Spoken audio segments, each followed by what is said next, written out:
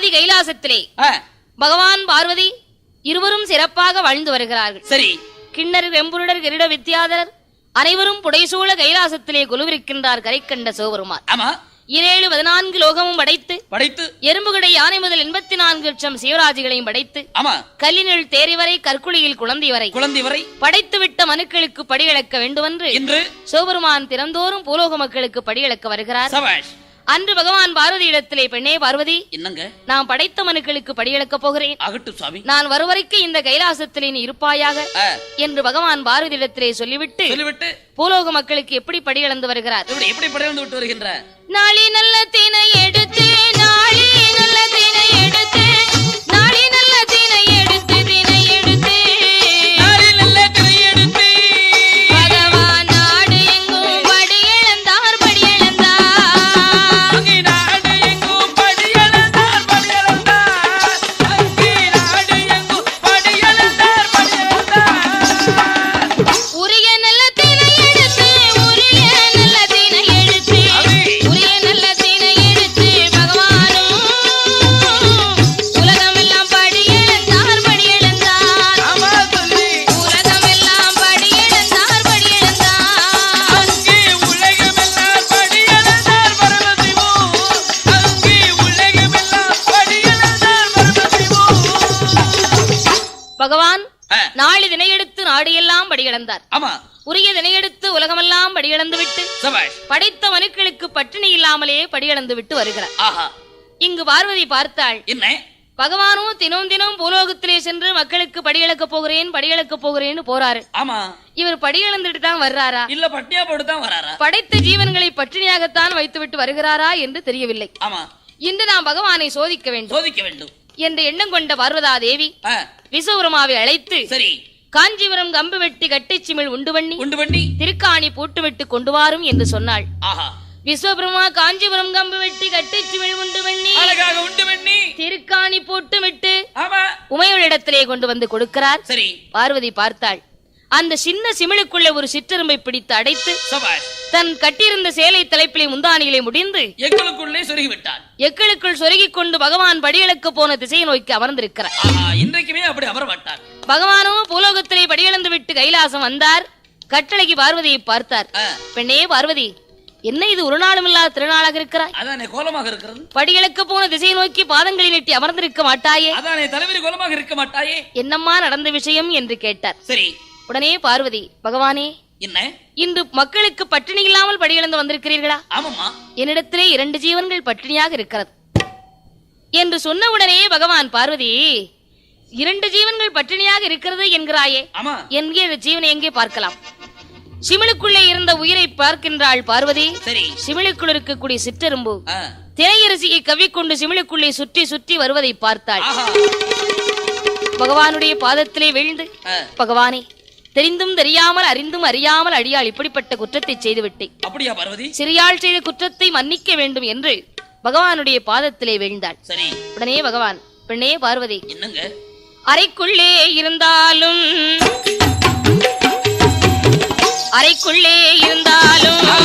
அரண் அறிய மாயம் உண்டோ, சிமிழுக்குள்ளே இருந்தாலும் சிவன் அறிய மாயம் உண்டோ என்று அந்த பகவானும் இன்னும் என்ன சொல்லுகிறார்?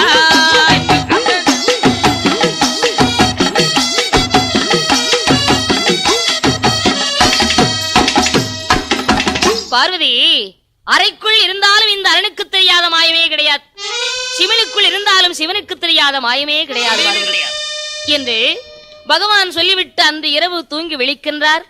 மறுநாள் தினத்திலும் படிகளுக்கு போக வேண்டும் என்று பகவான் புறப்பட்டார். சரி. பார்வதி, பகவானே, என்ன இன்று நானும் உங்களோடு கைலாசத்திலிருந்து பூலோகத்திற்கு வருவேன். நீங்கள் படிகளுக்கு சென்று விட்டால் கைலாசத்திலே நான் தனிமையாகத்தான் இருக்கிறேன். உங்களோடு நான் வராமல் இருக்க வேண்டுமானால் எனக்கு என்ன வரம் வேண்டும் தெரியுமா? உனக்கு என்ன வரம் வேணும் பார்வதி? கேளு. கொஞ்சி நல்ல விளையாட குழந்தை ஒன்று வேணும் சுவாமி. கொஞ்சி நல்ல விளையாட குழந்தை ஒன்று வேண்டும் சுவாமி. மடியில் வைத்து விளையாட மதனை ஒன்று வேணும் சுவாமி. கையில் வைத்து விளையாட மைந்தன் ஒன்று வேண்டும் சுவாமி. கையில் வைத்து விளையாட எனக்கு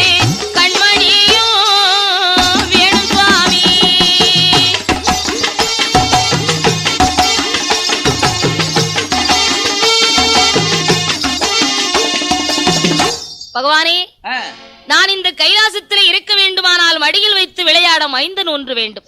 சரி, எனக்கு பிள்ளை வர வேண்டும் பகவானே என்று பார்வதி கேட்டவுடனே, பெண்ணே பார்வதி, பகவானே, உனக்கு தான் 2 குழந்தை இருக்கம்மா, அழகான குழந்தையே.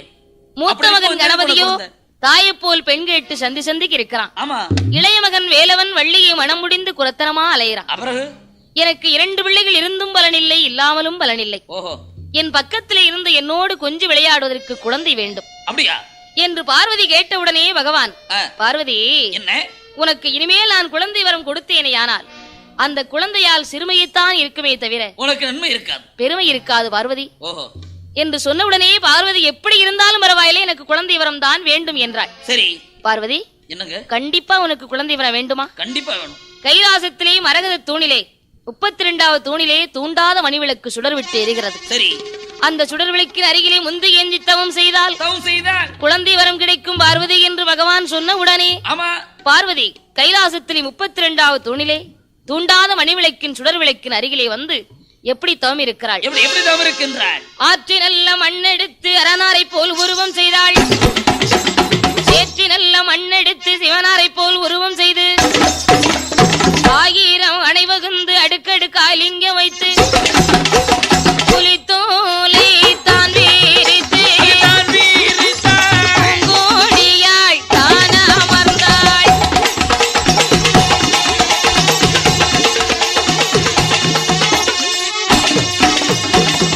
தூண்டாத மணிவிளக்கின் அருகிலே வந்து முந்தானை ஏந்தி மூடிய கண்களை விழிக்காமல் அரகரா சிவசிவா அரகரா சிவசிவா என்று ஆண்டவனுடைய நாமத்தை சொல்லிக் கொண்டே தவம் இருக்கிறாள் பார்வதி. சரி, பகவான் பார்த்தார். பார்வதியுடைய தவநிலையை கண்டு அவளுக்கு தெரியாமலே வந்து பின்னாடி வந்து தூண்டாத மணிவிளக்கை சிவபெருமான் தூண்டிவிட்டார். தூண்டாத மணிவிளக்கை தூண்டிவிட்ட உடனே முத்துப்போல் 3 சுடர் பார்வதியுடைய முந்தானையில் முழுமுழுன்று வீழ்ந்தது. சுடர்கள் வீழ்ந்தவுடனே பார்வதிக்கு முந்தானை கனமாக இருந்தது. குழந்தை கிடைத்து விட்டது என்று கூட்டி பிடித்து கொண்டு வந்து பார்த்தாள். குழந்தை எப்படி இருக்கிறது? எப்படி இருக்கு? கைகால்கள் உறுப்பில்லை, இல்லை. கண்மூக்கு செவி இல்லை, இல்லை. அம்மி குழவி போன்று அங்கும் இங்குமாக உருளுகிறது. அம்மி குழவி கூட 2 பக்கம் பொடி இருக்கு, அதுக்கு பொடி இல்ல, மொட்டு முழுக்குது. பார்வதி பார்த்தாள், பகவானே, நான் பிள்ளை வரம் கேட்டதுக்கு இப்படிப்பட்ட பிடிமுண்டத்தை கொடுத்து விட்டீர்களே, இந்த குழந்தை வைத்து நான் எப்படி கொஞ்சம் விளையாடுவேன் என்று அழுதாள் பார்வதி. சரி, உடனே பகவான் பிரம்மனை அழைத்து அந்த குழந்தைக்கு உருப்படைக்க சொன்னார். பிரம்மா உருப்படைத்தார், பகவான் உயிர் கொடுத்தார். அந்த குழந்தைக்கு பெயர் கொடுக்க வேண்டுமென்று மைந்தன் சுடர் ஒளிவிலே பிறந்த காரணத்தினால் சுடலையீசன் என்றும் முண்டமாக உருண்டதினால் முண்டன் என்றும் இந்த மைந்தன் மயானம் போக வேண்டிய காரணத்தினால் மாயாண்டி என்றும் பேரிட்டு வளர்த்து வருகிறார்கள். சரி, அந்த குழந்தையை தரையிலே விட்டால் தண்டைக்கால் லோகம் என்று, பூமியிலே விட்டார் பொற்பாதங்கள் லோகம் என்று, தோளிலே தொட்டில் கட்டி துடையிலே நடவளர்த்தி நாளொரு மேனியும் பொழுதொரு வண்ணமாக வளர்த்து வருகின்றார். சிறப்பாக மாயாண்டி சுடலையீசன் வளர்ந்து வரும்போது இங்கு திளைவன காட்டில் என்ன நடக்கிறது? என்ன நடக்கிறது? கட்டையில பிணம் இருந்து கதகதன்று வேகூதையா, எண்ணி நல்ல எருவடிக்கு ஈரமண்ணை மேல் பொதிந்து, பட்ட நல்ல எருவடிக்கு பட்ட மண்ணை மேல் பொதிந்து,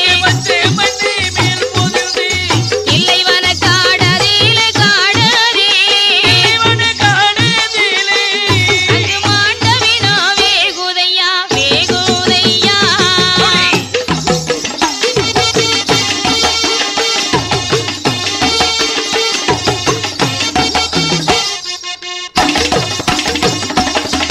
தில்லைவனக்காட்டிலே பிணமிருந்து வேகும் போது மாயாண்டி சுடலையீசன் பார்த்தார். தாயமிருத உண்டமானால் நமக்கு தாகம் அடங்காது, உடலமிருத உண்டமானால் உள்வயிறு நிரம்பாது, மையானம் போக வேணும், மாண்ட வேணும், திங்க வேணும், போக வேணும், இடுகாடு போக வேணும், இறந்த வேணும், திங்க வேணும்,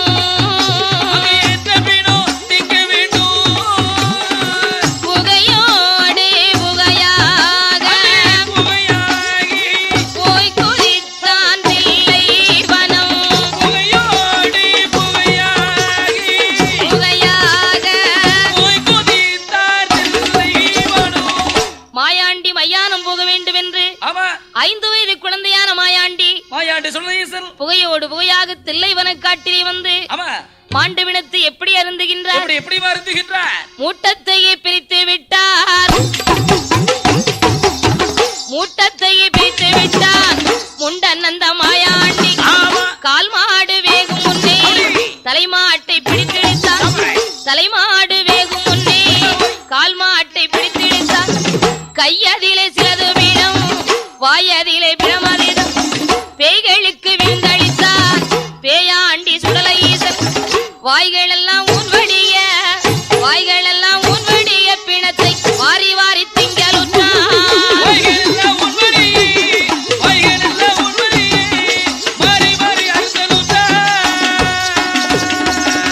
மாயாண்டி சுடலையீசன் கரண்டைக்கால எலும்புகளை கரும்பு என்று கடிக்கலுற்றார் முட்டாங்கால் எலும்புகளை முறுக்கு என்று கடிக்கலுற்றார் வாய்கள் எல்லாம் ஊன்வடிய பிணத்தை வாரி வாரி அருந்துகின்றார் பார்த்தார் மாயாண்டி நாம் மாண்ட விழுந்தின்ற செய்தி தாய் தந்தையருக்கு தெரியக்கூடாது என்று முன்படுத்தவில்லை போலே மறுபடியும் கைலாசத்திலே வந்து சப்பரமன்ற கட்டிலே சயனம் செய்தார் மாண்டவிடத்தை அறிந்துவிட்டு மாயாண்டி கைலாசத்திலே வந்து தூங்கும் போது தொட்டிலில் தூங்கிக் கொண்டிருந்த மைந்தன் அடித்த குழந்தை போல் கூச்சலிட்டு புலம்புகிறார்.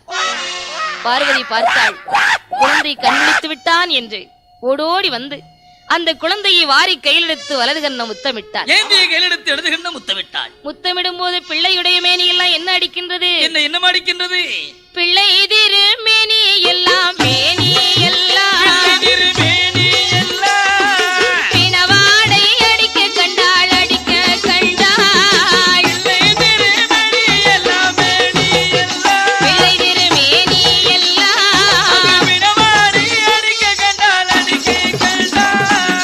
சவவாடை பிணவாடை பிணவாடை மைந்தல் மேலே அடிக்க கண்டாள்.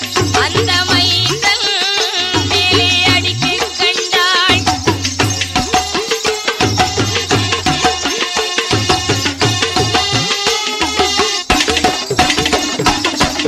பிள்ளை மேனியெல்லாம் பிணவாடை அடிப்பதை பார்த்த பார்வதி பகவானிடத்திற்கு ஓடோடி வந்தாள். சரி பகவானே, என்னம்மா, நான் பிள்ளை வரம் கேட்டதற்கு இப்படி பிணந்தண்ணியை கொடுத்து விட்டீர்களே, அதானே மைந்தன் வரம் கேட்டதற்கு மாண்ட விழுந்திங்க குடி பிள்ளையை கொடுத்து விட்டீர்களே என்று பார்வதி சொன்ன உடனே பகவான் பார்த்தார். என்ன பார்வதி, அதான் இந்த குழந்தை உனக்கு வேண்டான்னு சொன்னேனே, கேட்டியா?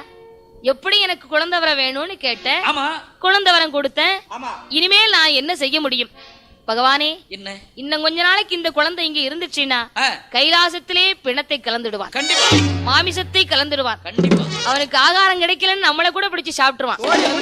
இனிமே இந்த குழந்தையை பூலோகத்துக்கு தான் அனுப்பணும், கைலாசத்துல இருக்கவே கூடாது என்று சொன்ன உடனே பகவான், மகனே மாயாண்டி, என்னப்பா, நீ தில்லைவரம் சென்ற காரணத்தினாலே இந்த கைலாசத்தில் இருக்க கூடாதப்பா. அப்படியா? நீ மாமிசத்தை கலந்து விடுவாய், நீ பூலோகம்தான் போக வேண்டும். பகவானே, நான் பூலோகம் போக வேண்டுமானால் எனக்கு எக்கச்சக்கமான பலி வேணும். நீ வேணும்னா கேளு, தர்றேன். எட்டாத வீடம் போட்டு ஏணி வைத்து மாலை சாற்றி, உச்சியிலே கும்பகலசம் வைத்து குச்சி மாலை சாற்றி, ஒரு கோட்டை அரிசி வங்கி ஒரே படப்பாக போட வேண்டும். கருணை ஒருவரணி கரும்பன்றி சூலாடு சூலுப்பன்றி அத்தனை பலிகளையும் கொடுத்தால் தான் பூலோகம் போவேன் என்றார் மாயாண்டி. இப்படி பலி கொடுத்தால் தான் பூலோகம் போவேன் என்று மாயாண்டி கேட்டார். உடனே பகவானும் மகனுக்கு கேட்ட வழிகளெல்லாம் கொடுத்து பூலோகம் அனுப்பி வைக்கிறார். வனப்பேற்றி ராட்சதையை துணைக்கு அனுப்பி வைக்கின்றார். மாயாண்டி சுடலையீசன் பூலோகம் எங்கு வருகின்றார்? அஞ்சி கொச்சி மலையாளம் மலையாளம் அதன் நடுவே கொல்லங்கொட்டி கொல்லங்கொட்டி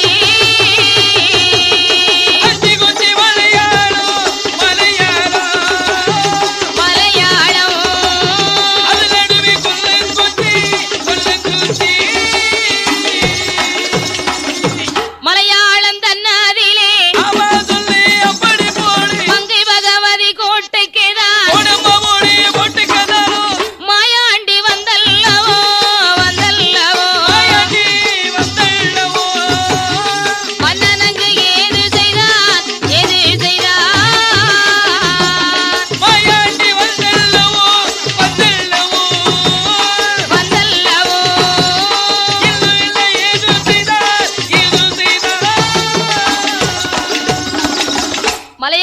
மங்கை பகவதியாளுடைய கோட்டைக்கு வந்து மாயாண்டி சுடலஈசன் நாமல் வந்த பெருமை இந்த நாடறிய வேண்டும், இந்த உலகம் அறிய தெரிய வேண்டும், மங்கை பகவதி அறிய வேண்டும் தெரிய வேண்டும் என்று எப்படி அட்டகாசம் செய்கின்றார், எப்படி அட்டகாசம் செய்கின்றார். போறவரை வரவரை பின்னே நின்று அடிக்கலுற்றார்,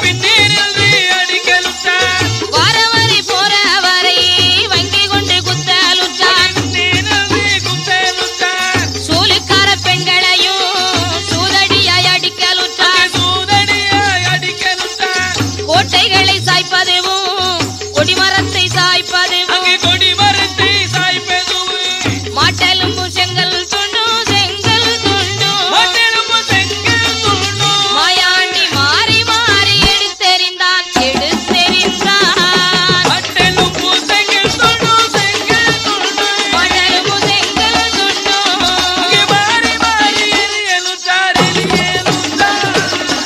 மாயாண்டி சுடலஈசன் அட்டகாசம் செய்யும் போது சரி எல்லோரும் கண்விழித்து பார்த்தாலும் காண முடியவில்லை. ஒரு நாள் சாம நேரத்திலே மங்கை பகவதிக்கு பூஜை செய்யக்கூடிய பூஜை செய்யும் போது சிறு குழந்தையான மாயாண்டி தீபத்தட்டை பிடுங்கி செவிட்டோடு அடித்தான். பார்த்தார் வேதிகர், அம்மா பகவதி, உனக்கு நான் என்ன குறைவற்றிருக்கிறேன்? இல்லையே. தினம் தினம் சாம பூஜை நடத்தும் போது இன்று யாரோ ஒரு 5 வயது குழந்தை என்னை அடித்து விட்டானே, அவனை யாரென்று பார்க்க வேண்டும் தாயே என்று அலறி புலம்பினார். சரி, பகவதி பார்த்தாள். அப்படி நம்முடைய கோட்டையிலே அட்டகாசம் செய்யக்கூடியவன் யாரென்று தெரியவில்லையே, பார்க்க வேண்டும் என்று இரவு 12 மணி அளவிலே சரி காற்றடித்தாலும் இலைய செய்யாது கடிய சாம வேளையிலே ஒன்று தின்று ஊரரங்கும் ஒரு சாம வேளையிலே 4 தெருக்களும் சுற்றி நடுத்தருவி வார போது மாயாண்டி 5 வயது குழந்தையாக தனிமையாக விளையாடி கொண்டிருக்கிறார். பார்த்தாள் பகவதி, யாரடாவோ சிறுவயேலை யாரு மற்ற நள்ளிரவில் தனிமையிலே வந்து நிற்கும் தன்னவாலை யாரடானி ஒரு பேரு சொல்லிடுவாய்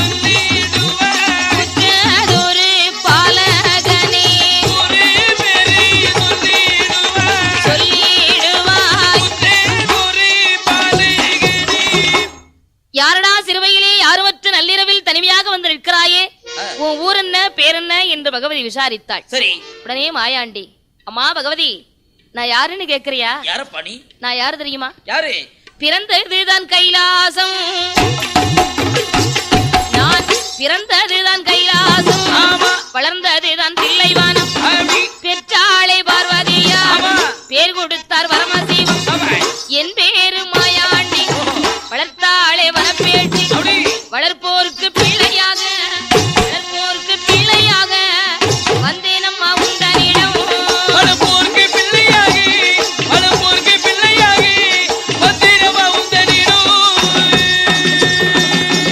அம்மா பகவதி, நாம் பிறந்தது கைலாசம், வளர்ந்தது தில்லைவனம், பெற்றாள் பார்வதி, பேர் கொடுத்தார் பரமசிவம். என்னுடைய வாசலுக்கு மந்திரியாக வலது கண்ணுக்கு இடது கண்ணாக காவலும் கட்டுமாக இருப்பாயப்பா. ஈசான உலகில் இருக்கிற 7 கிடாரம் திரவியமும் உன் பொறுப்புத்தான். அத்தனை திரவியத்தையும் காவலும் கட்டுமாக காத்திரு மகனே என்று சொன்ன உடனே மாயாண்டி, அம்மா பகவதி, உன்னுடைய கோட்டையில் இருக்க திரவியத்தை நான் காக்க வேண்டுமானால் எனக்கு என்ன கொடுக்க வேண்டும் தெரியுமா? என்ன கொடுக்கணும்? 7 நிலைய வேணும், ஏமசாம ஊட்டு வேணும். 6 நிலைய வேணும், அத்த சாம ஊட்டு வேணும். எனக்கு ஊட்டு போட்டு குடை கொடுத்தால் உன்னுடைய கோட்டையிலே இருப்பேன் என்று சொன்ன உடனே முதல் பூஜை எனக்கு, 2வது பூஜை உனக்கு. நீ புழுங்கரிசி சாதம் தான், உனக்கு பச்சரிசி சாதம், எனக்கு புழுங்கரிசி சாதம். ஒரு கோட்டை அரிசி வாங்கி ஒரு படப்பா போடணும். எனக்கு சைவ படப்பு பிடிக்காது, முட்டையோடு முருங்கைக்காய் தான் சேர்த்து படப்பு போட வேண்டும் என்று மாயாண்டி கேட்டவுடனே மங்கு பகவதி மகனான மாயாண்டிக்கு 7 நிலையம் இட்டால் ஏமசாம ஊட்டு விட்டாள், 6 நிலையம் போட்டு அத்த சாம ஊட்டு போட்டு கொடுத்து 7 கிடாரம் திரவியத்தையும் காத்திருப்பாய் மகனே என்று பொறுப்பை மாயாண்டிடத்தை ஒப்படைத்தாள் பகவதி. இங்கு இப்படி இருக்கும் போது மலையாளம் தன்னதிலே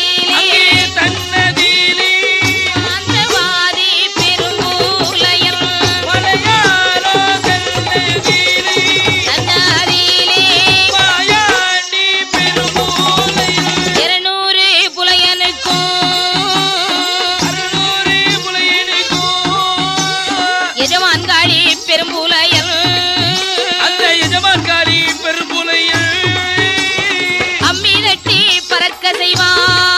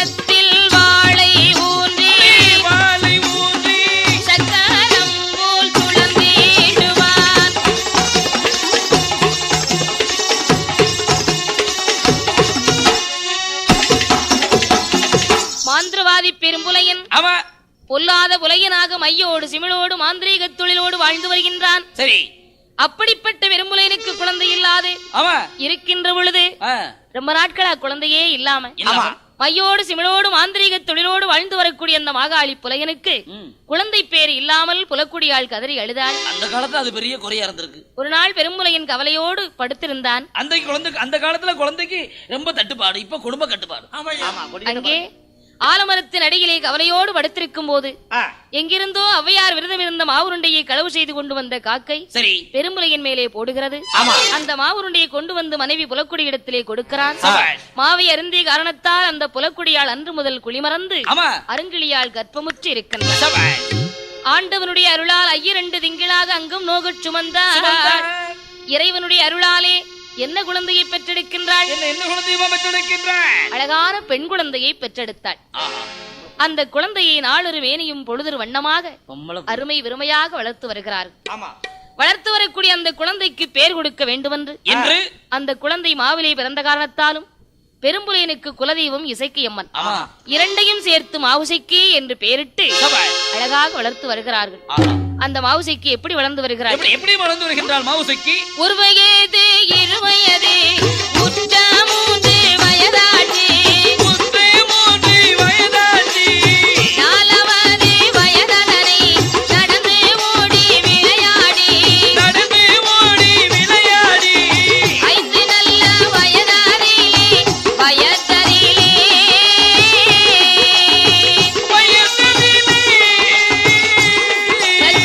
சானிடத்தில் கல்வி கற்றாள்.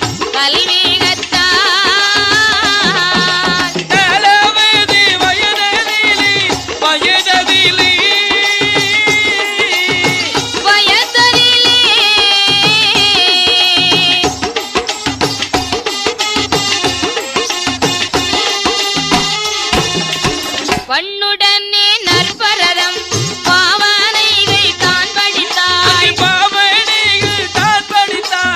ஞானியரை மயக்குகின்ற நல்லிசைகள் பாடலானாள். கண்டவரை மயக்குகின்ற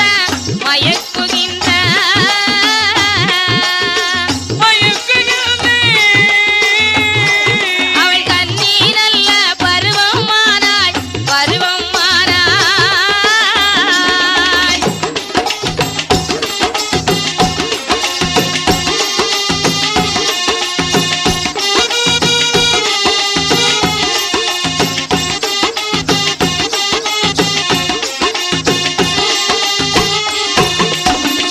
அந்த மாவுசைக்கு பெண்ணாள் நாளொரு மேனியும் பொழுதொரு வண்ணமாக வளர்ந்து 12 வயது பருவமங்கையாக திகழ்கிறார். சரி, அழகு அப்படி அழகு தெய்வரம்பை மின்னார் திருஅழகெல்லாம் திரட்டி கைவருந்த வேதன் இவளை கற்பித்து விட்டானோ என்று சொல்லக்கூடிய அத்தனை அழகையும் பெற்றிருக்கிறாள் அந்த மாவுசைக்கு பெண்ணாள். புருவரண்டு கருப்பொழிய பின்னே ஒரு கருப்பும் இல்லை, தலைமுடிய கருப்பொழிய தானே ஒரு கருப்பும் இல்லை. மிகவும் அழகுள்ள பருவ பெண்ணாக திகழும் போது பெரும்புலையின் தன் மகளுடைய அழகை பார்த்து என்ன எண்ணுகின்றான்?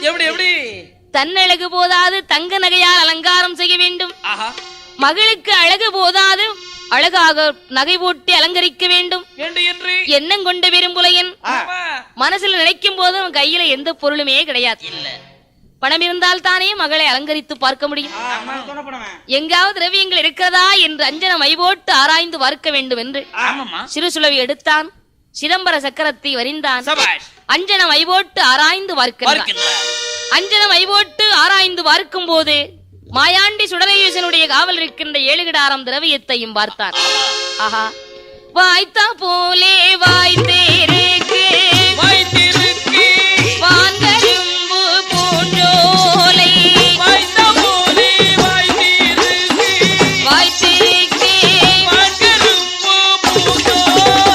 7 கிடாரம் திரவியத்தை ஏற்ற பெரும்புலையன் கண்ணில் கண்டான். சந்தோஷம் கொண்டல்ல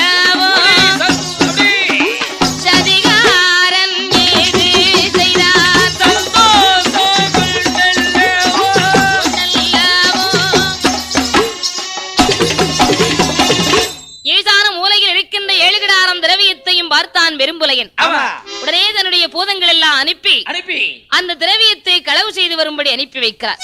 அதன் மாதிரி அந்த பூதங்களும் அந்த திரவியத்தெல்லாம் திருடி கொண்டு ஏனோல பாடிக்கொண்டே வருகிறது. அல்லாத பூதங்கள் எல்லாம் திரவியத்தை களவு செய்து கொண்டு வருகின்றது. மாயாண்டி சுடலகேசன் காடு சுற்றி வேட்டையாடச் சென்ற பின்பு மாயாண்டி இல்லாத நேரத்திலே பூட்டை உடைத்திட்டது, பொக்குஷ பெட்டியை தூக்கிட்டது, ஏழுகிடாரம் திரவியத்தின் தூக்கி கொண்டு ஏழோ பாடிக்கொண்டு வெறும்புலின் இடத்திலே கொண்டு வந்து கொடுக்கிறது. இங்கு மாயாண்டி சுடலகேசன் வேட்டையாடி விட்டு வந்து பார்க்கின்றார். திரவியத்தை காணவில்லை. பூட்டை உடைத்திருக்கு, பொக்குஷத்தை காணவில்லை. ஓடோடி வந்தான், பகவதி இடத்திற்கு வந்தான். மாயாண்டி என்ன கேட்கிறார்? அம்மா பகவதி, மகனே, ஒரு நாளும் இல்லா திருநாளாக என்னுடைய காவல் இருந்த ஏழுகிடாரம் தேவியத்தையும் களவு செய்து போயிருக்கிறது. பூட்டை உடைத்து பொக்குஷத்தை தூக்கி இருக்கிறது. என்னுடைய காவல் இருக்கக்கூடிய திரவியத்தை களவெடுக்க வேண்டுமானால் அவ்வளவு தைரியம் யாருக்கு வரும்? அப்படிப்பட்ட ஆள் யார் என்பது உனக்குத்தான் தெரியும். எனக்கு இப்பவே வாழ்த்தி வரங்கொடுத்து வல்லையத்தை கையில் கொடம்மா என்று புறப்பட்டார் மாயாண்டி. பார்த்தாள் மங்கை பகவதி. மகனே மாயாண்டி, அம்மா, நம்ம திரவியத்தை களவெடுக்க வேண்டுமானால் வேற யாரும் களவெடுக்க முடியாது. அப்படி யாரா இருக்கணும் தாயே? மலையாள தேசத்திலே வாழ்ந்து வருகின்ற மாகாளி புலையன் தான் எடுத்திருப்பான். பொல்லாத புலையனப்பா மகனே, போக வேண்டாம் கண்மணியே. என் மகனே மாயாண்டி, அந்த மாந்திரவாதி பெரும்புலையன் மையோடு சிமிழோடு மாந்திரீக தொழிலோடு வாழ்ந்து வருகிறான். அப்படியா? உன்னை பார்த்தானே ஆனால் சிமிழுக்குள்ளே பிடித்து அடைத்து விடுவான். மகனே, நீ போகவே வேண்டாம். என் திரவியம் தானே போனாலும் போகட்டுமடா. என் மகனே, நீ போகவே கூடாது. சரி மகனே மாயாண்டி, வடநாடு போனவர்கள் வருவாருண்டு போவாருண்டு, மேலாடு போனவர்கள் மேன்மை வெற்றி வருவாருண்டு, கீழாடு போனவரே கீர்த்தி வெற்றி வருவாருண்டு, தென்னாடு போனவரை மகனே திரும்பி வர பார்த்ததில்லை.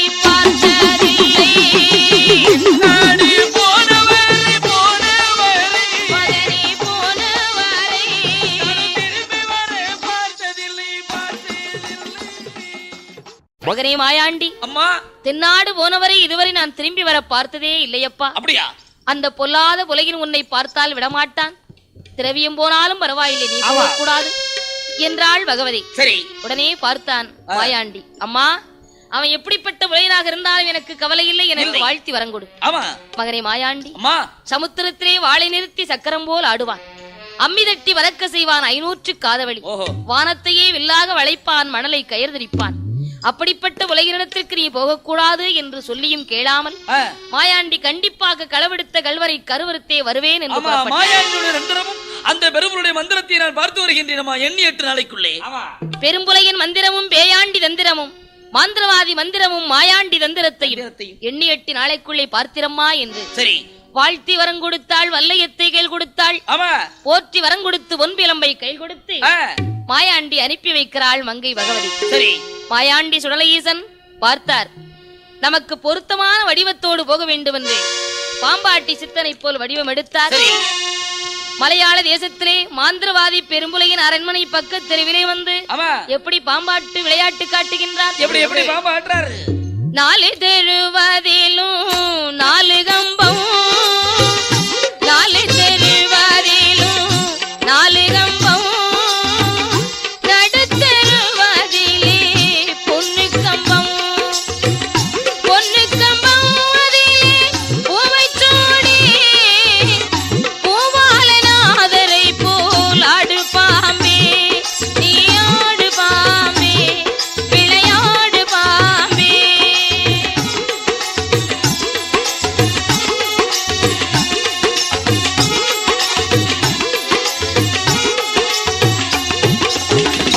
அத்தி மரத்தடியில் முட்டையிட்டு ஆவரங்காடதிலே குன்றி பொறிச்சு குன்றிக்கு இறை தேடி போற பாம்பே, கூத்தாடி சித்தனை போல் ஆடாய் பாம்பே, நீ ஆடு பாம்பே, சுழன்றாடு பாம்பே, ஆடு பாம்பே, விளையாடு பாம்பே, நீ ஆடு பாம்பே, விளையாடு பாம்பே. மாயாண்டி சுடலஈசன் 4 தெருவிலும் 4 கம்பம் நாட்டி நடுத்தெருவில் பொன்னு கம்பம் நாட்டி ஆமா 1000 முழ கம்பத்தின் மீது இருந்து பாம்பு விளையாட்டு காட்டுகிறார். சரி, மாவுசைக்கு பெண்ணாளுடைய தோழி பெண்கள் எல்லாம் பாம்பு விளையாட்டை பார்த்துவிட்டு, அடியே மாவுசைக்கு, அடே அப்பா, உங்க வீட்டு பின்புறத்திலே 90 பத்து சென்ற துவண்ட கிழவன், 400 பத்து சென்ற நரைத்த கிழவன், ஆமடி தோலு நரம்புமாக தொங்கு தொங்கென்று இருமிக்கொண்டு 1000 முழ கம்பத்தின் மீது இருந்து பாம்பு விளையாட்டு காட்டுவதை பார்த்தால் என்ன அற்புதமாக இருக்கிறது அவ்வளவு உயரத்திலிருந்து என்ன ஆட்டாராயே என்று சொன்னவுடனே மாவுசைக்கு, அடியே நானும் பார்க்க வேண்டும் என்று எனக்கு ஆசையாக இருக்கிறதடி. அப்படியா? மாவுசைக்கு மாடி மேல போவோம், 10 அடுக்கு மாடி மீது நின்று பார்க்கலாம். மாவுசைக்கு அழைத்துக் கொண்டு 10 அடுக்கு மாடிக்கு வருகிறார்கள். இங்கு பாம்பு விளையாட்டை பார்க்கும் போது மாவுசைக்கு மூக்கில் அணிந்திருக்கக்கூடிய வைரக்கல் ஒளிவானது மாயாண்டியுடைய முகத்திலே பட்டது.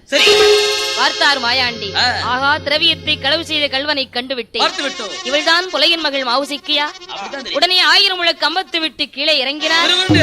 பண்டார கிழவனை போல் வடிவமெடுத்து மாவுசைக்கு இடத்திலே அரண்மனையிலே வந்து பிச்சை கேட்கிறார்.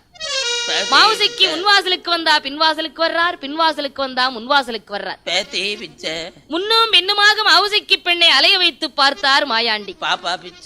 பார்த்தாள் மாவுசைக்கு, ஏ கிழட்டு பண்டாரம், பிச்சை வாங்க வந்தவன் பிச்சை வாங்கிவிட்டு பேசாமல் போக வேண்டியதானே, என்னை முன்னும் பின்னும் அலைய வைத்து பார்க்கிறாய். பேத்தி மாவுசைக்கு, என்ன அவ்வளவு லேசா நினைச்சிட்டியா? என்னதாத்தா வந்து சென்னை வாங்கிட்டு போக வேண்டிய நாரச்சனியனே. பிச்சைக்கு நான் வரல ஐயடி, பெண் கேட்டு வந்தேனடி, பிச்சைக்கு நான் வரல ஐயடி, பெண் கேட்டு வந்தேருக்கேன்,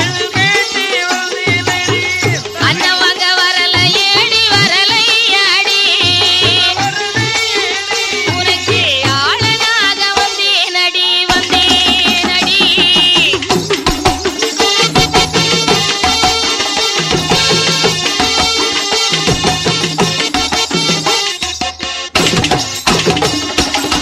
பேத்தி மாவுசைக்கு, நாம் கஞ்சு வாங்க வந்த நினைச்சிட்டியா? உனக்கு கணவனாத்தான் வந்திருக்கேன் அம்மா. அண்ணன் வாங்க வரவில்லை, உனக்கு ஆளனாக வந்திருக்கிறேன். அது வேற வேண்டியதா? ஏதாத்தா தாடி நரைச்சி தள்ளாடும் காலமாச்சு, மீசையெல்லாம் நரைச்சி விடுவிடுத்த காலமாயிட்டீங்க. மீசை நரைச்சா தாத்தாவுக்கு ஆசைமா நரைச்சு, தாத்தா தாடி நரைச்சா என்ன தாத்தாவுக்கு அம்பூட்டு ஆசையும் நரைச்சா போகும். தாத்தா பாட்டி புள்ள இவ்வளவு வயசான காலத்துல கொண்டு வச்சு பொண்ண கல்யாணம் பண்ண நினைக்கிறீங்களே, தாத்தாவுக்கு ஓ மேல எம்பு ஊட்டு இது தெரியுமா? உங்க நினைப்பு தான் பொழப்பையே கெடுக்க போகுது. உன்னை பாக்கும்போது எனக்கு ஒரு மாதிரியா வருது. தாத்தா பேத்தி, உங்களுக்காகத்தான் என் தகப்பன் பெரும்புலையின் 7.5 கிலோ வச்சு வளர்க்கிறானா? யாருக்காக உங்க அப்பா இப்படி எல்லாம் வளர்க்கானு பார்த்தா எல்லாம் அமுக்குத்தான். மா குளிச்சது மஞ்சள் குளிச்சதெல்லாம் உங்களுக்காகத்தானா தாத்தா? தாத்தா, நீங்க மரியாதை பிச்சை வாங்கிட்டு போயிடுங்க. தாத்தா போவன் பாக்கியா? இந்த வார்த்தை எங்க அப்பன் பெரும்புலையன் கேட்டா என்ன நடக்கும் தெரியுமா? உங்க அப்பா வந்தா என்ன சொல்லுவான்? ஈயாக பறந்தாலும் எருதுண்டம் செய்திருவான், காற்றாக பறந்தாலும் கண்டதுண்டம் செய்திருவான். தாத்தாவை பார்த்த உடனே உங்க அப்பா வாங்க மாப்பிள்ளைன்னு சொல்லுவாரு. மாமன் பெரும்புலையன் வருவான்,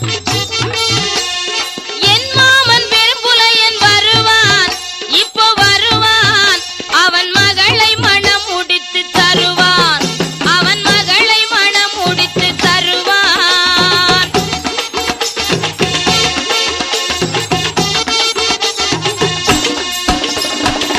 பேத்தி, அதெல்லாம் இருக்கட்டும், இவள் நேரடிக்கு உன்னோடு பேசிக்கிட்டு இருந்த காரணத்தினால ரொம்ப தாகமா இருக்கு. உங்க அப்பாவுக்காக நீ காராம்பசு பால் கறந்து வச்சிருக்கிறியே, அந்த பாலை கொடுத்தா தாத்தா சந்தோஷமா சாப்பிட்டு போயிடுவேன். கொடு, தாத்தாவுக்கு பால் கொடு. மாவுசைக்கு வார்த்தாள், ஆஹா, இந்த கிழட்டு பண்டாரம் கறக்கும் போது வார்த்தானா யாரோ தெரியவில்லையே, மாவுசைக்கு பெண்ணால் வேதனை கொண்டு அமர்ந்திருக்கின்ற பொழுது மாயாண்டி என்ன கூறுகின்றார்? பெண்ணே மாவுசைக்கு, என்னை யாரென்றறியாமல் கிழட்டு பண்டாரம் ஆண்டி பண்டாரம் என்றெல்லாம் பேசினாயே, இப்படி தரக்குறைவாக பேசிய காரணத்தினாலே கைலாசத்திலே பிறந்தது உண்மையானால், தில்லைவனத்திலே சென்று சுட்ட பிணம் தின்னது உண்மையானால், எண்ணி 8 நாளைக்குள்ளே திட்டமுடன் கற்பாளிப்பேன், நாளைக்குள்ளே எண்ணி 8 நாளைக்குள்ளே உன்னை கற்பழிக்காவிட்டால் என் பேர் மாயாண்டி அல்ல. மாறுதட்டி சபதம் செய்துவிட்டு மாயாண்டி மாயமாய் மறைந்து விட்டார். மாவுசைக்கு அழுத கண்ணும் சிந்தையுமாக அமர்ந்திருந்தாள். பெரும்புலையன் வந்தான். அப்பா, யாரு ஒரு கிழட்டு பண்டாரம் எண்ணி 8 நாளைக்குள்ளே கற்பழிப்பு என்று சொல்லிவிட்டு சென்றிருக்கிறான். ஒண்ணும் கவலைப்படாத, நான் இருக்கம்மா. ஈ போக வழியில்லாமல் எறும்பு போக வழியில்லாமல் அரமனை கட்டணும், என்னை 7:30 கீழே வைத்து பாதுகாக்க வேண்டும் என்று பதறி அழுதார்.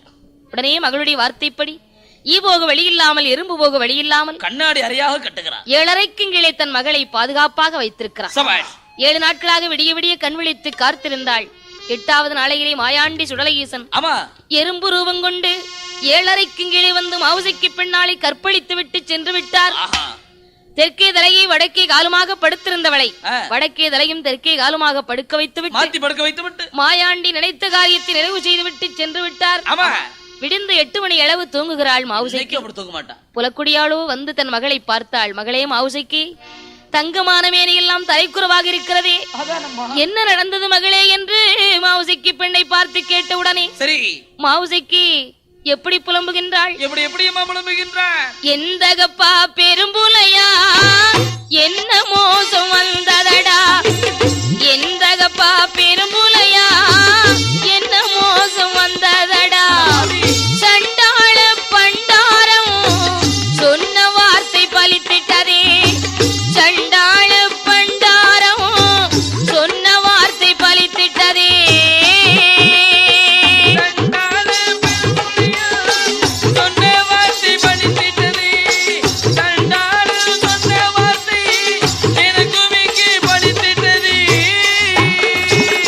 மாந்திரவாதி என்று சொல்லி மாநிலத்தில் வாழலாமா, மையதற்கு சிமிழதற்கு மண்ணை வெட்டி புதைத்தால் என்ன, தலைமகளோ கற்பொழிய தானே நீயும் வாழலாமா, உன் மகளோ கற்பொழிய உலகத்திலே வாழலாமா, உன் மகளோ கற்பழியே உலகத்திலே வாழலாமா, உன் மகளோ கற்பழியே உலகத்திலே வாழலாமா. சண்டாள எந்தகப்பா கிழட்டு பண்டாரம் சொன்ன வார்த்தை வலித்து விட்டதை என்ன செய்வேன், உனக்கு மையதற்கு சிமிழதற்கு மண்ணை வெட்டி புதைத்தால் என்ன, மாந்திரீக தொழிலோடு நீ மாநிலத்தில் வாழலாமா, உன் மகளோ கற்பொழியை நீ உயிரோடு இருக்கலாமா என்று கதறி எழுதாள் மவுசைக்கு. மாயா மந்திரவாதி பெரும்புலையன் பார்த்தான். மகளே மவுசைக்கு, உன் தகப்ப நான் இருக்கும்போது உனக்கு எதுக்கம்மா கவலை, அது யாரென்று இப்போதே பார்த்து வருகிறேன் என்று சிறு சுழவு எடுத்தான். திருநாற்றி மேலே வரத்தினான். சிதம்பர சக்கரத்தி வரிந்தான்.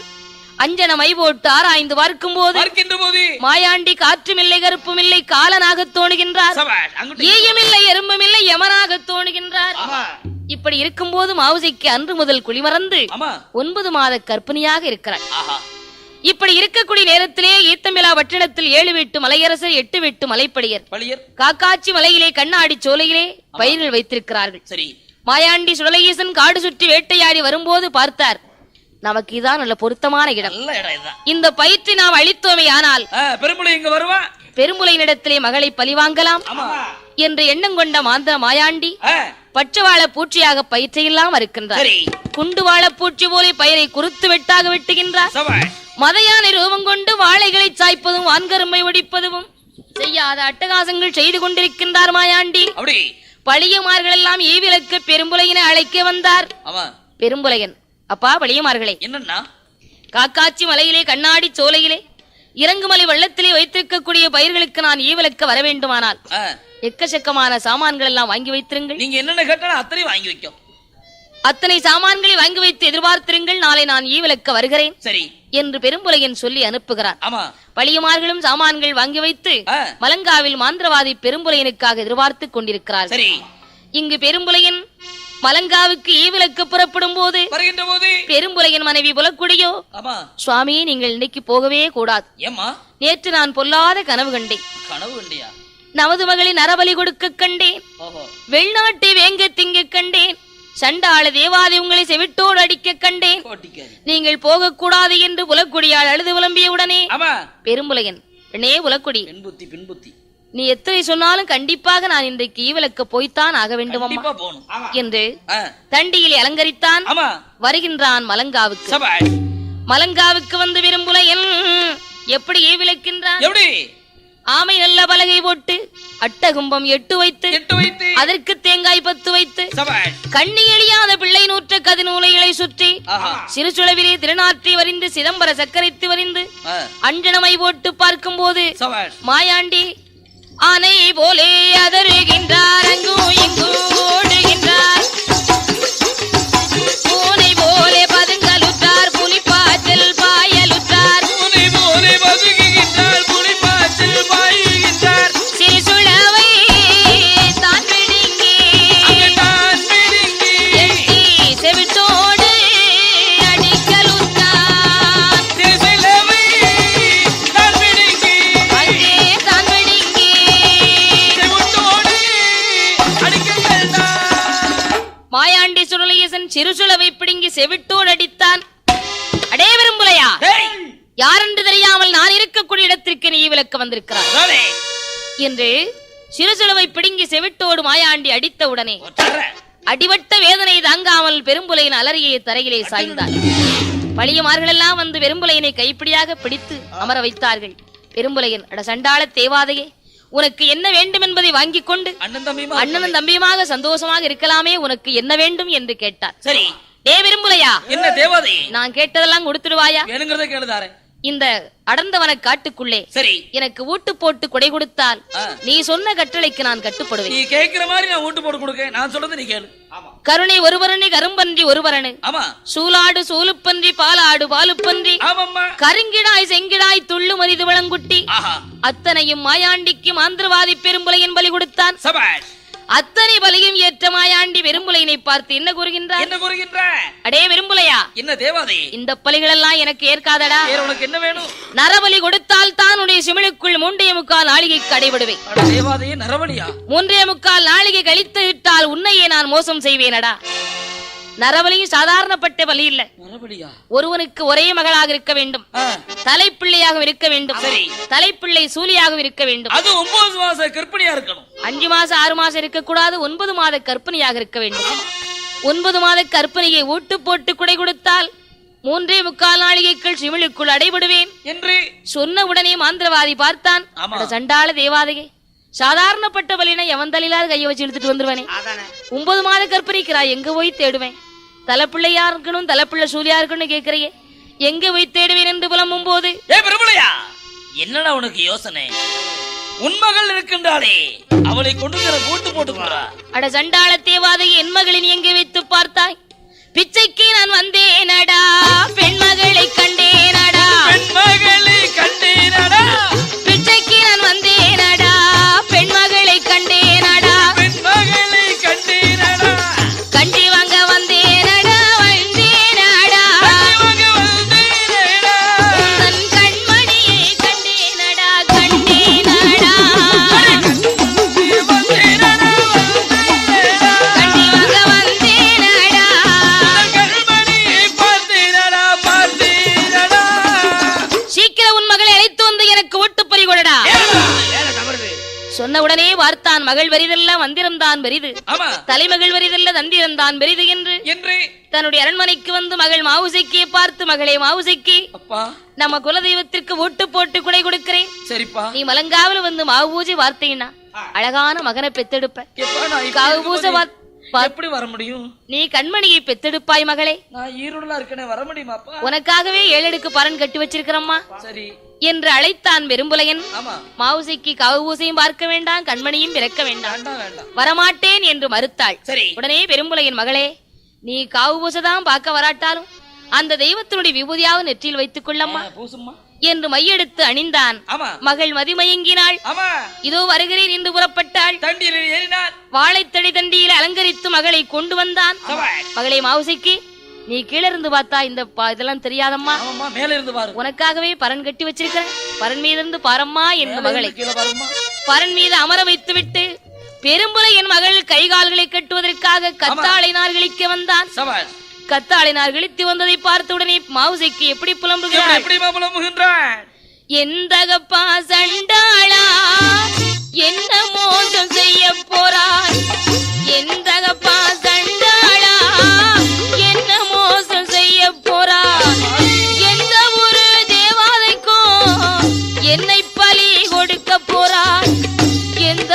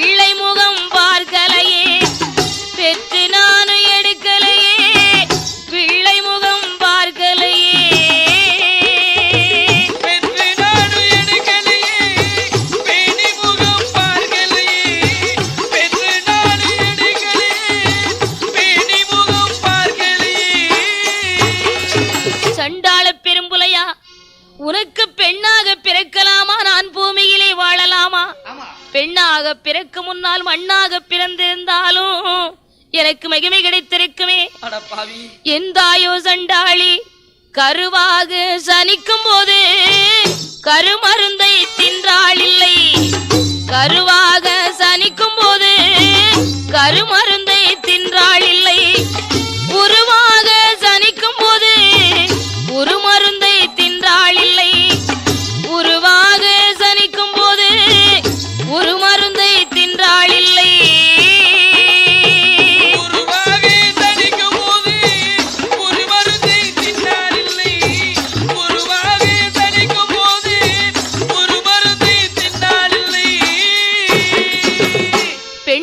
பிறக்கலாமா, நான் பூமியிலே வாழலாமா? ஆணென்றும் பெண்ணென்று நான் பெற்று எடுத்து என் பிள்ளை முகம் பார்க்கவில்லையே. அட சண்டாள பெரும்புலையா, மகளோ பெரிதல்ல உனக்கு மந்திரம் தான் பெரிது, தலைமகளோ பெரிதல்ல தந்திரம் தான் பெரிது என்று எந்த ஒரு தேவாலைக்கோ என்னை ஒட்டு பலி கொடுக்க துணிந்து விட்டாயே பெரும்புலையா. உனக்கு கொள்ளிக்கு பிள்ளையற்று கொடி முடிந்து போவாயடா. கொள்ளிக்கு பிள்ளையற்று கொடி முடிந்து போவாயடா. எள்ளும் கூறுக்கும் அது நிறந்து மூளைக்குமடா. எள்ளும் நல்ல கூறுக்கும் அது நிறந்து மூளைக்குமடா.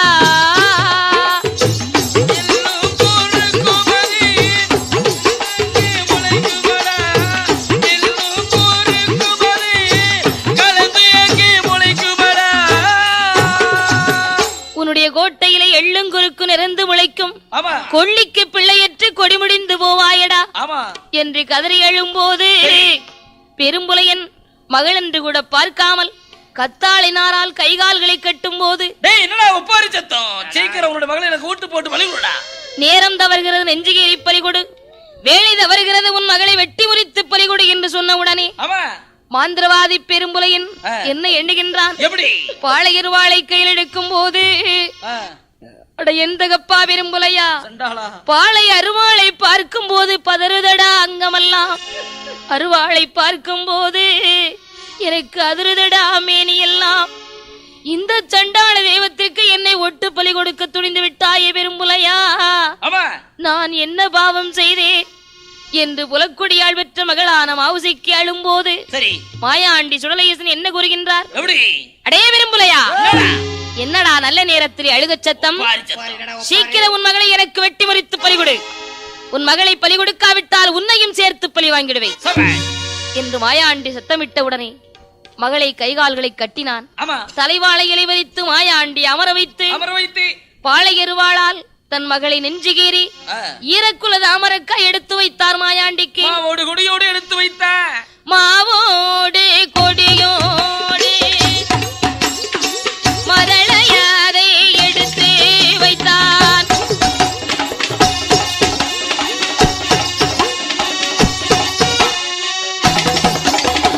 ஈரக்குல தமரக்காய்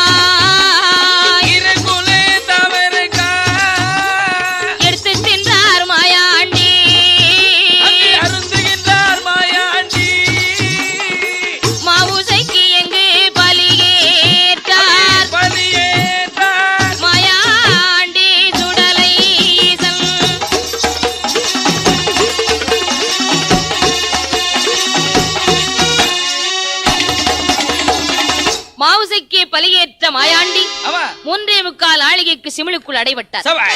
பெரும்புலையின் அடைபட்ட சிமிழை நீலகண்ட கசத்திலே தாழ்த்துவிட்டு இன்றைக்கோட சனியன் தொலைஞ்சது. பொல்லா தேவாதையை கசத்திலே தாழ்த்து விட்டோம். பயமே இல்லை என்று அரண்மனைக்கு வந்தார். பெரும்புலையின் மனைவி புலக்குடியாள் நீலகண்ட கசத்திற்கு தண்ணீர் எடுக்க வேண்டும் என்று வந்தாள். அந்த கசத்திலே வந்து தண்ணீரை கோரும்போது நீலகண்ட கசத்திலே தாழ்த்த அந்த சிமிழானது செப்பு குடத்துக்குள்ளே வந்து விட்டார். குடத்து தண்ணீரை கொண்டு வந்து அரண்மனையில இறக்கினாள். கணவனுக்கு சாதம் வைத்தாள். பெரும்புலையின் ஒரு வாய் சாதம் கூட எடுத்து சாப்பிட்டிருக்க மாட்டான். குடத்துக்குள் இருந்து செமிழானது துள்ளி எழுந்து வெளியே வந்து விழுந்தது. பார்த்தான் பெரும்புலையன், ஆஹா சண்டாள தேவாதை இங்கு வந்து விட்டானே, இனி நான் என்ன செய்வேன் என்று பயந்து அந்த கசத்திலே எடுத்து வந்த சிமிழை கொண்டு வந்து கட்டுப்பட்டியிலே கட்டி உயரத்திலே கட்டி தூக்கினான். 3.25 நாளிகை கழித்தது. சிமிழ் அதுவும் வெடித்திட்டது. சீறி பாய்ந்தார் மாயாண்டி. பொல்லாத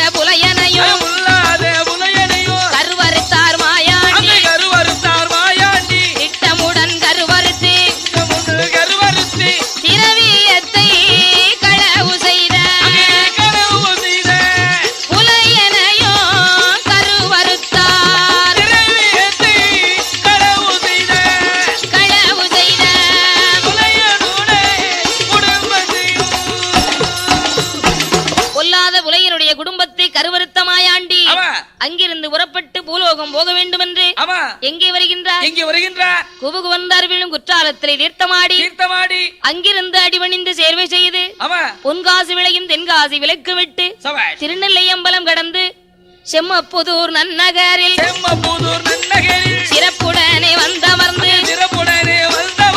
ஊருக்கு ஒரு புறத்தில் உற்றதொரு வீதியிலே அக்கினி முத்தாள் துணையோடு தாயும் நல்ல மகனுமாக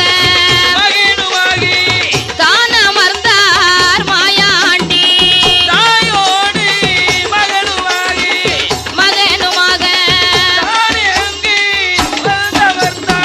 செமப்புதூர் நன்னகரத்திலே வந்து அக்கினி முத்தம்பாடும் ஆண்டி மாயாண்டி சுடலை ஈசனும் தாயும் மகனுமாகவே வந்தமர்ந்து அங்கு உள்ள சத்திரிய குல மக்களுக்கு எந்த குறையும் வராமல் ஆள் போல் தலைக்கு வைத்து அருகு போல் வேறு ஊன்றி மூங்கில் போல் பண்ணை வைத்து முஷியாது வாழ வைப்பான்.